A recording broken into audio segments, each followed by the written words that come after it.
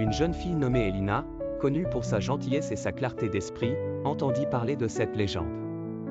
Petite mais déterminée, Elina vivait à la lisière de la forêt mystique, où elle passait ses journées à aider ses voisins et à écouter les histoires des anciens.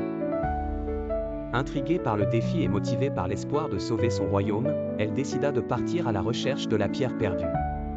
Le matin de son départ, la forêt était enveloppée d'un doux brouillard. Elina noua son sac sur son dos, emportant avec elle une vieille carte et une lanterne magique qui lui avait été offerte par une vieille sage du village. La lanterne était spéciale, elle ne brillait que lorsqu'on suivait le bon chemin. Elina marcha pendant des jours, rencontrant des créatures mystérieuses et des chemins sinueux. Un soir, alors qu'elle s'arrêtait pour se reposer près d'un ruisseau scintillant, une ombre surgit devant elle. C'était un renard parlant, un guide des ombres. Il lui dit : « Je sais pourquoi tu es ici, Elina. Pour trouver ce que tu cherches, tu dois d'abord vaincre tes propres ombres. » Intriguée mais un peu effrayée, Elina écouta le renard la guider vers une grotte cachée derrière une cascade noire. À l'intérieur de la grotte, le chemin était sombre et trompeur.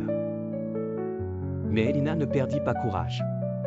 Elle se souvint des mots du renard et affronta ses doutes et ses peurs, laissant la lumière intérieure lui montrer le chemin. Peu à peu, sa lanterne commença à briller de mille feux, illuminant la grotte comme jamais auparavant. Finalement, elle atteignit une chambre secrète où se trouvait la pierre de lumière éternelle. En posant la main sur la pierre, Elina sentit une vague de chaleur et de paix l'envahir. Le renard apparut à ses côtés et dit : « Ta pureté et persévérance ont ramené la lumière. Le royaume des ombres te doit sa renaissance. » Elina revint chez elle en héroïne, accueillie par un peuple reconnaissant.